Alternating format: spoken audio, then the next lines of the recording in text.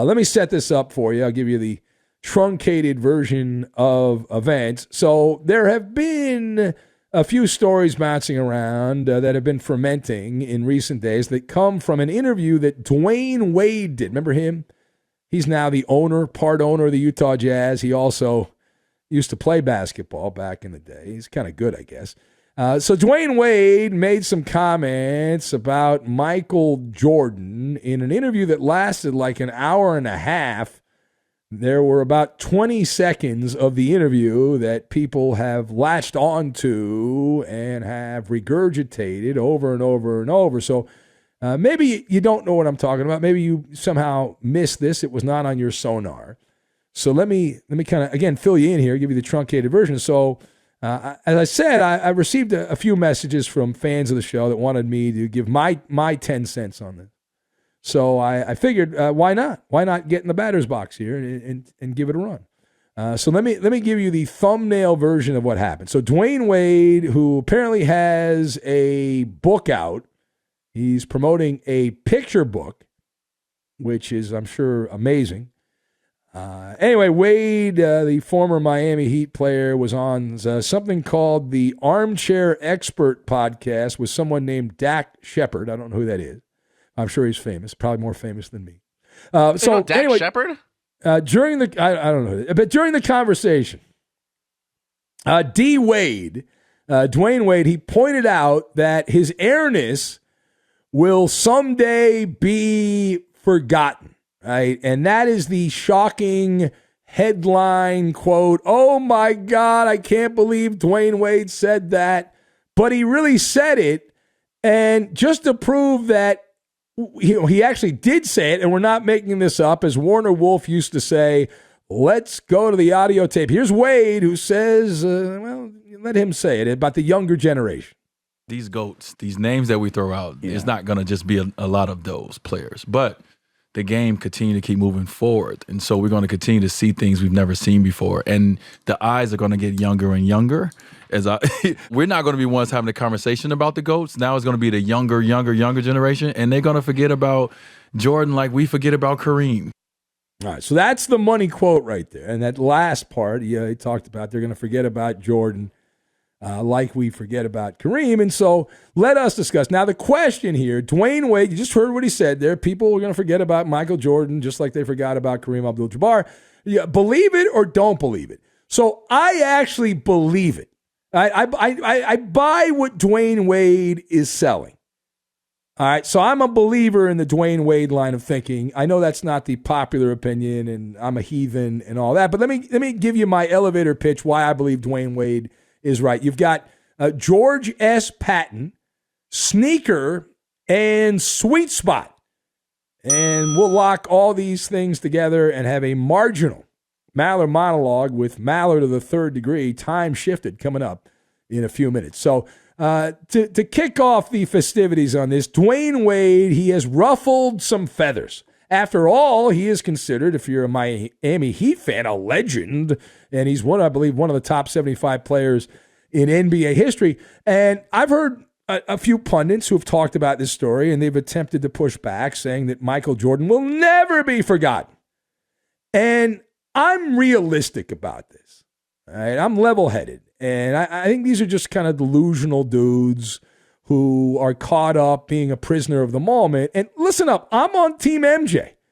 You know, I was a kid growing up in high school. Jordan was a star. I got lucky. I got in the media. Jordan was still playing. I got to cover a few games Michael Jordan played in. So I'm all on Team Jordan. And for me, he's the greatest player of all time in basketball. And I don't think I'll see anyone better. I think LeBron's better than him. I think Jordan's better.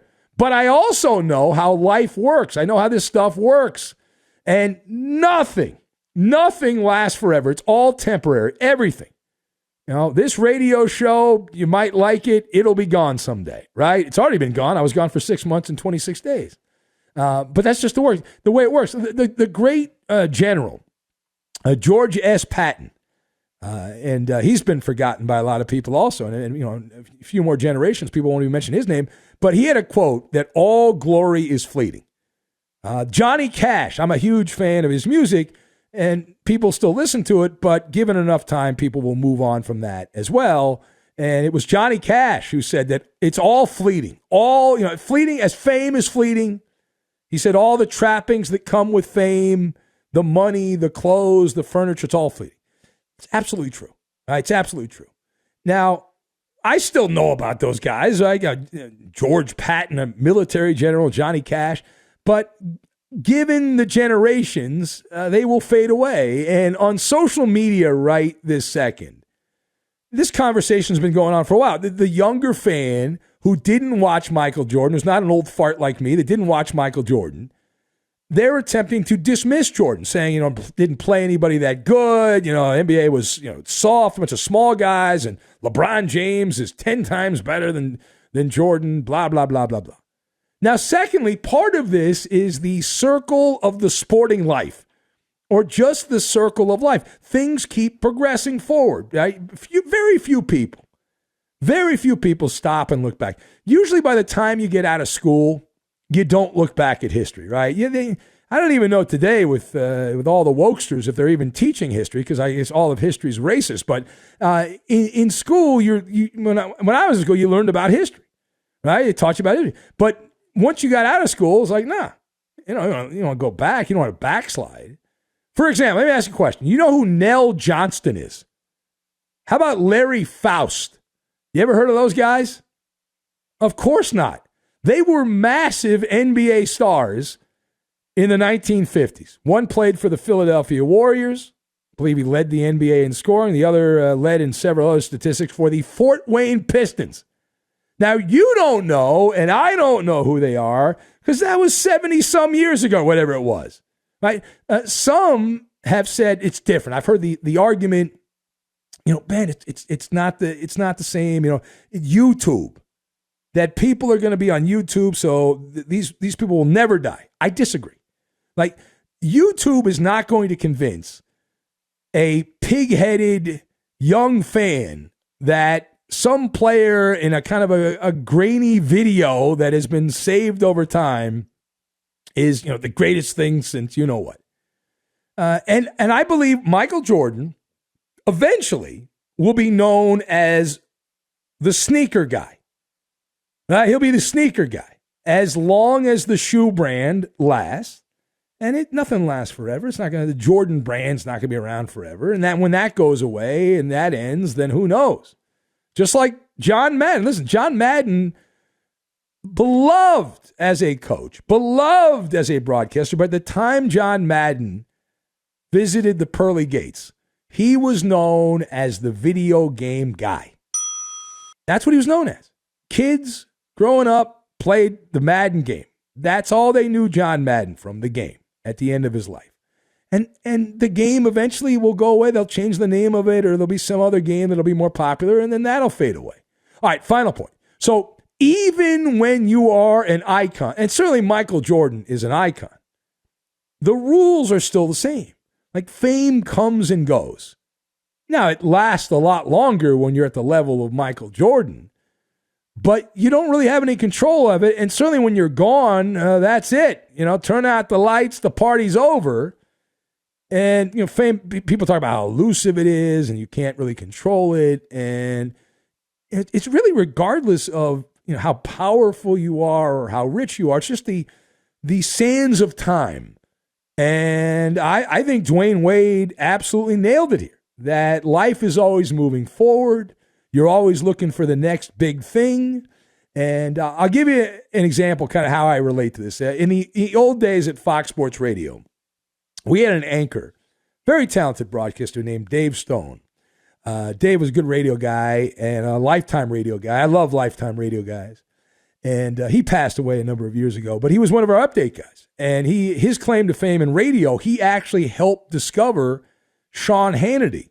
And brought Sean Hannity to a rise in radio, and of course now he's done very well in television and has a very popular TV show. But Dave found him. But Dave loved the Lakers. It was one of his flaws. But his favorite NBA player was Elgin Baylor, and he would complain he loved Elgin so much, and Elgin wouldn't get any love because Elgin didn't play on TV, and people forget about him, and he managed to play for the Lakers and managed to miss all the good years, right, where they won. They actually won the championship. He was always kind of away from it, and they'd lose to the Celtics or whoever, and because Dave Stone grew up watching Elgin Baylor and as a player and marveled at his game. And those that watched Elgin loved him and thought he was an amazing player. But again, it's another one of those things. Everything, it depends on the eyeballs, right? It depends on people being able to watch the eyeballs and ears, right? You can hear, you can see the whole thing. And it's also the sweet spot in life. Right, I've always talked about this. From the time you're like 9 years old to about 12 or 13, give or take, everything that you watched as a sports fan, everything you experienced, I think this is true most in life in general, you kind of compare everything as a reference point. And so, generations, it turns over pretty quick, but that's the Goldilocks zone. So I totally agree with Dwyane Wade on this one.